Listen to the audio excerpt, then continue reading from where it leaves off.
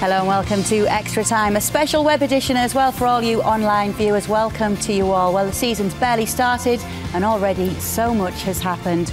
We'll be looking back on all we've seen in the show, the wins, the ins, the outs, and of course we'll be looking ahead to the Champions League as Real Madrid have been drawn in Group D, the group of death against Borussia Dortmund, Ajax and Manchester City. Joining me to do so are Maria, Fred and Sid. Sid, it was a slow start to the league campaign, but on match day 3 came that win just before they all went off on international duty. Yeah, and it was important for Madrid to get those points on the board because I think in the position they were in and seeing Barcelona extend the lead at the top would have been, I think, really problematic going into the international break. But the truth is, of course, it wasn't a surprise. The surprise really was the 2 previous results rather than the third one.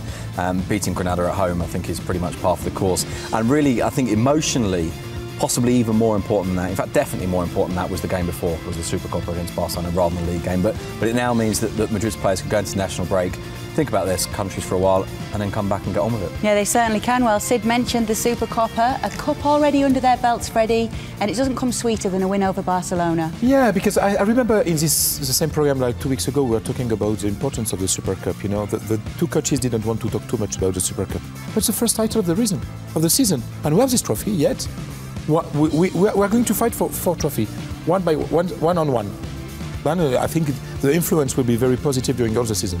OK, well, all eyes on the Champions League as well. First game for Real Madrid on the 18th of September against Manchester City. Group D is looking very tasty, Maria. A delightful start. I think it's so exciting to start with Manchester City at home. I was really wanted to see very good rivals at the Bernabeu because we have seen two, 3 rivals always in the team that weren't really, you know, of the level of Real Madrid. And it took a little bit lower the quality of this first phase of the Champions League. But now it's going to be a very, very difficult, very tough group for Real Madrid with Manchester City. Ajax maybe could be the weaker side of the team, and also Borussia Dortmund. German sides are always a German side, and it's going to be very difficult. But I think Real Madrid should pass this first phase. Yeah, always very difficult for Real Madrid are the German sides. Well, the Champions League draw being one of the highlights so far, even though the season's just a few weeks in, but also that Supercopa win over Barcelona. It came to the second leg. Real Madrid had to turn a 3-2 deficit down, and they managed to do so. They had the home fans on their side, and 2 away goals as well they took into that fixture, and the stadium was packed, wasn't it, Freddie? Yeah, it's evident that we know, I think the crowd knows that we have a fantastic team. We have everything to do a great season, you know. I think there is a lot of confidence between the player and the crowd, you know. Everything, you know, nothing is possible in Real Madrid and in all the clubs of the world without the fans very confident in the possibilities of the team. It was a perfect night. I think it was a perfect night because there was the crowd, the atmosphere, the team, you know, everything was perfect for Real Madrid. It also fitted the thing that Mourinho was so obsessed about before the game, and he'd said that he didn't mind if they lost, that what he wanted to see was a performance, and above all else the kind of the emotional. It was not true. No, of course it wasn't true, absolutely. But I mean, and, you know, Mourinho fundamentally does want to win, but he was talking about the kind of the emotional importance of it, and talking about, I mean, we talked about this before, but what he described as the psychological profile of his team, and he wanted to see an aggressive team. Yeah. He wanted to see a committed team, and that's what he got. It was his strategy. Of course we talk it here in the same program at the time on Real Madrid television. And it's a strategy to provoke the players. There is something very important in my opinion. We were all in the stadium, no? 2 years ago, I think the fans, the crowd were a little bit frightened when Barcelona was coming to Bernabeu. Now, yeah, well, not anymore. This is something I want to talk about, actually. For the first time in 4 years, it's kind of looking so evenly balanced between the 2 sides that it looks like now El Clasico is certainly a fixture that could go either way. Yeah, I mean, and in theory, at least, it was already, but there was definitely a sense of superiority, I think, that Barcelona had, that perhaps now isn't quite so clear-cut. And there's an interview with Mourinho in one of the Spanish newspapers today in Diario AS, and he says something which I think is really interesting. He's asked about, have Madrid now ended Barcelona's cycle? And he said, well, it's not really about ending the cycle. He said it's more about ending the kind of triumphant march. He said we haven't made Barcelona any worse. What we've done is we've got to their level. So now it might be that maybe Barca will win the league this year, Madrid next year, Barca the year after, Madrid the year after. Who knows? Whereas 2 or 3 years ago, it felt like it was, well, it's definitely Barca's. Now, and what Mourinho was saying is, look, Madrid haven't necessarily thrown Barcelona off the top. What they have done is they've got up there with them. And that now we've got 2 really, really well-matched sides. Because if you look at it from the point of view of the Supercopa, I thought Barcelona were brilliant in the first game, and I thought Madrid were brilliant, at least for the first half an hour. In the second I think Real Madrid was more brilliant. The difference between the two teams were really higher in the second game than the first game. You know? Yes, yeah. You know, with a very different. I mean, and inevitably as well, with a very different approach in that, of course, Barcelona's superiority in the first game, in the second half at least, was the quality of the way they moved the ball around. And what was so striking about the second game was that first half an hour we used the disappeared. Exactly. Barcelona disappeared exactly. during half an hour. It was the same story. We have to recognize it. Like 2 years ago when we lost with the Manita in Camp Nou, it was the same script, really, with a little bit of luck with Higuain in front of Valdez. It would have been 5 or 6 to Real Madrid. Oh, absolutely. Sorry, yeah. Because Barcelona disappeared totally. Well, the thing that was so striking was where did Barcelona disappear? They disappeared underneath the Real Madrid. Because of Real Madrid. Madrid overran them. We use cliches a lot, but there was a cliche that I think was almost appropriate then, which is talk about it as a blitz, because for half an hour Madrid just hammered at them. We don't let Barcelona breathe. Where did that come from, Maria? Because they'd had a difficult start to the season, as we said at the top of the show. You know, we saw a draw and then a loss in the league, and then they just seemed to come out all guns blazing. It's because when you play against Barcelona, it's totally different. It's another story. It's another story. You're more focused, more concentrated, because you know how important it is. It's very important to start winning in La Liga, of course, but you got plenty of time to recover if you make a mistake. There's like 30 matches left, so you can recover those points. But if you lose against, as Freddy said, if you lose again against Barcelona in the first title of the season, it can touch you for the future. It can give you the impression that it started again. Like you're living like in a cycle, and you're living it again. But Maria, we don't have to be scared. Just remember the last 2 titles we played against Barcelona. No, but we won. The Liga, we played the final. The final of the Liga in the Camp Nou, we won. We played the Super Cup, we won. Now, when you have a Clásico, the favorite now is Real Madrid. Yeah, I was this is a big difference because I don't agree with Mourinho. I don't agree with Mourinho in that interview, because he says we are now leveled, and I don't see it like that. You know, the trajectory of Real Madrid is clearly up. And Real Madrid is good. And I think Barcelona is going a bit down. No, what do you think Mourinho's comments It's not falling. What do you think of what Mourinho thinks? Going down, and Real Madrid, the progression of Real Madrid is big. Maybe Mourinho didn't want to be cruel, but I also think it's very early to say that for sure, though, because, for example, last year... Why? Because, I'll tell you what, yes, but I'll tell you why it's early to say that for sure now. Because at the start of last season, Barcelona came to the Bernabeu. They went 1-0 down, and Madrid again tried to do that kind of overwhelming, kind of aggressive approach where they really got on top of them and closed them down. Madrid scored the first goal, and then Barcelona played their way back into the game. Now in the Supercopa, we find that Madrid's opening half an hour was even better. They were 2-0 up, they could have been 3-4, maybe even 5-0 up. As you say, if Higuain's finishing had been better, it might have been at least a couple more. But then Barcelona, with a man less, did start to get hold of the ball a bit. So I think there's still... I still think we're looking at 2 teams that have very different things to offer, but still have an enormous amount to offer. And I don't think it's clear. It seems now, though, as well, that before, where you had to work out a way to play Barcelona, it seems that Madrid are going with their own style now against Barcelona. I think that's an important development. That Mourinho, who was in a position where he would try a series of different things, I think now is very, very clear. Now, of course, there is one sort of big issue in all of this, which is that devastating, powerful, quick, aggressive approach that Madrid had for half an hour, maybe you could call it the whole of the first half, but more or less for half an hour, you can't do that for 90 minutes. So you need to get the goals in that first period. If you don't, then you need to rethink. Yeah. You need to come a little bit deeper. That's why I was a little bit... But you're that's why the second half was concerning. He failed 4 times against Victor Valdez, and maybe we paid. Okay. But he also but then again, he scored, and he's scored in every league game so far. Why? What took them a little while to get into gear in the league then, Maria? Did they need longer? Was it because the key players had been in the Euros right till the semis or the finals if they were Spanish? We knew that the Valencia match was would be a trump, and we say here it was very dangerous. Maybe too early in the season because both teams, are a little bit trying to roll into the season, and obviously it's not as important as Valencia as for Real Madrid. Valencia winning at the Bernabeu is just okay. I've done the season. I can do, I can put me to sleep and there's nothing else I can do. But for Real Madrid, it's totally different. And probably they were thinking a little bit on Barcelona, and they just put La Liga a little bit behind. Probably that was the reason why. And then when it was over and when the title was on our back, they just, okay, La Liga, we've got this now. And they started to win. In a way, we have a terrible group of the Group D of Champions League. I think it's an advantage to Real Madrid. Yeah, no, we're going to talk about that in the second half of the show. It's advantage for the Liga, because we will still have this very high competition level all the time.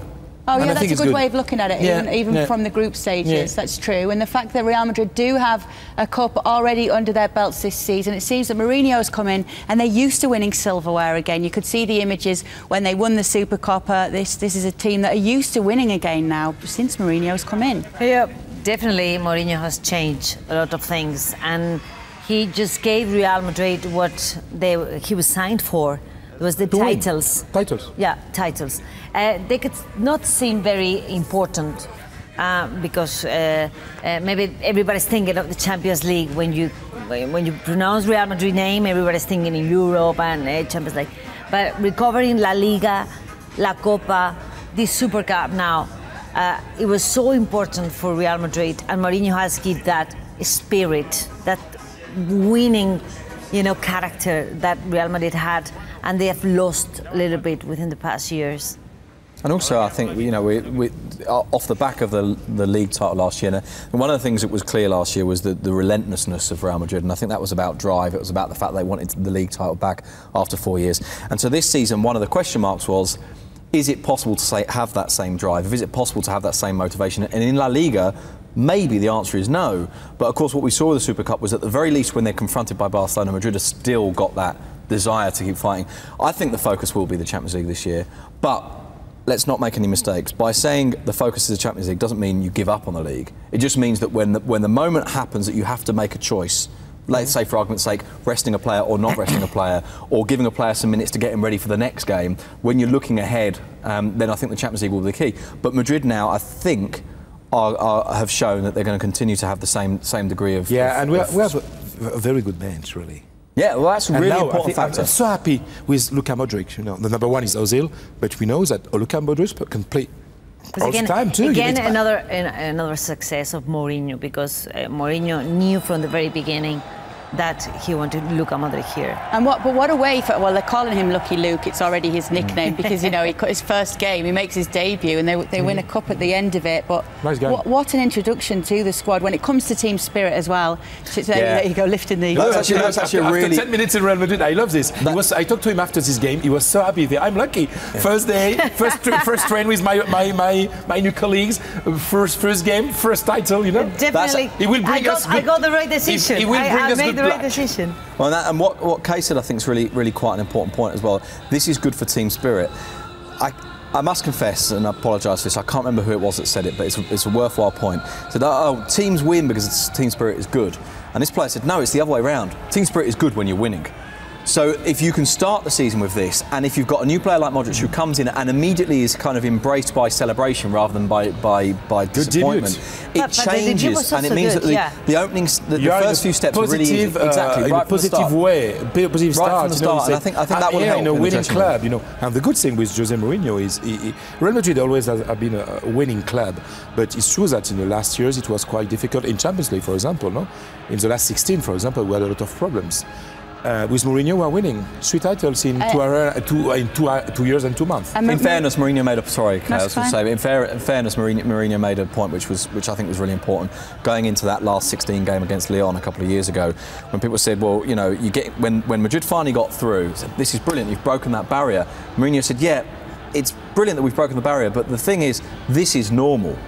What happened before was not normal. And with the quality of squad that Madrid have got, with the sheer number of really good players they've got, they are a team that should, almost by minimum, be getting to quarter-finals, semi-finals. In my opinion, the normal place of Real Madrid, like the big club, is semi-final. Exactly.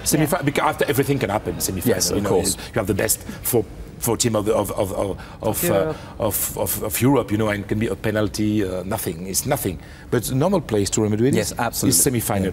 2 years with Mourinho, 2 semi-finals. Yeah, and now Lucky Luke's in the squad. but what a debut for him as well. It was in the Supercoppa. We've seen when he made his league debut the other day, he played in Ozil's role, in the whole kind of the more attacking playmaker. Is Mourinho looking at the fact that, you know, he likes his strength in depth? We've seen the Higuain and Benzema battles and the competition between those two. Is that what he wants from Ozil, or is it just for cover? Does he want that competition too? Probably yes. Yes. Probably yes, because Mourinho have seen this strategy works with Benzema and Higuain, and maybe he have seen Ozil a little bit tired. I've seen Ozil a little bit tired. He's been running out of petrol after 50 minutes or after 60 minutes. And probably Mourinho said, okay, he needs kind of a motivation, and the best motivation of all are competitivity. Not only. It's, I think, I remember, it's not information, it's opinion. I think semi-final last year, the game in Bernabeu, when we are so close to the qualification to the final, in this moment we missed a player like Madrid. We missed him. And I think in this moment, it's my opinion, maybe it's not true, but it's my opinion, Jose Mourinho said, I need a player like Modric for this kind of moment, of the season. You can change your style of play with Modric as well, can't you? He gives you an awful lot. I mean, he said himself in the presentation that he can play in any of the positions across the midfield. I think he fundamentally gives Madrid something that perhaps they didn't have quite as much of, which is subtlety and control. And I think those are two things, vision. And I think he's a player that I think gives them, one of the few players that was available in the market that gives them something that they didn't have. Now, it's not to say they completely didn't have it, because as we say, Ozil's a very good player. Of course, Xabi Alonso has that degree of control as well. But something with just a little more calmness, a little more precision, a little bit more control, a little bit more vision. And I think he's going to be really useful to Madrid. I must confess, I still don't know for sure exactly where Mourinho's going to put him, and I think we'll see that change over the next few months. Maybe you know that Mourinho like a player who are able to play in different positions. You know, Modric, in my opinion, in 10 minutes discovered that it was easy to play with Benzema and to play with Cristiano. We saw. I talked to him after his first game. He said, "No, okay." I was French journalist. I talked about Benzema. He said, "Yeah, because Benzema gave him a good assist." You know, in the first game, it was a game in Super Cup against Barcelona, and he told to me, "Yes, it's so easy to understand on the pitch with this kind of player." I think he's in the same mood that a lot of players of Real Madrid. And this is a good news. I think one of the best things of him is the versatility that he's got. I think that what Mourinho wanted for is to give him some rest, or to give another option apart from Ozil. That's the key, or the main role. But obviously, there will be times when he will have to substitute Xabi Alonso as well, and he's prepared to do so. I want to see Modric in that role, yes, as you know, as the leader of the midfield. But right now, so far, what I've seen is just really promising. Yeah, certainly is, pulling the strings there and giving Xabi a rest. We won't start that argument again. I want to be there. I won't see that much. I will leave that. No, but sometimes, a rest for Xabi. We saw it last year against Bayern Munich. Xavi needs some rest, some time. Yeah, OK. Well, another great thing about Luka Modric, he speaks English. I know we spoke to him after his debut for Real Madrid in the Supercoppa and his league debut when he got a start against Granada. Hear those back-to-back interviews with him. Well, Luka, you make your Real Madrid debut and it ends in a cup win. How do you feel? I feel great. It's I couldn't imagine a better beginning for my career in Real Madrid. I'm very happy, and first of all, I would like to thank supporters for great support during the whole match, and for great reception that they gave me when I came on. We're told you've already got a nickname in the squad. Lucky Luke. Who gave you that? I can't remember now. Sorry, but I can't remember, but they told me Lucky Luke, you know, because of first game, first trophy, and it's good, it's good. It's a nice feeling. Probably not heard too much from what people have said, but everybody's delighted with the way your debut went, your league debut. Did you feel good out there? I felt really good. I hope everyone liked my debut, and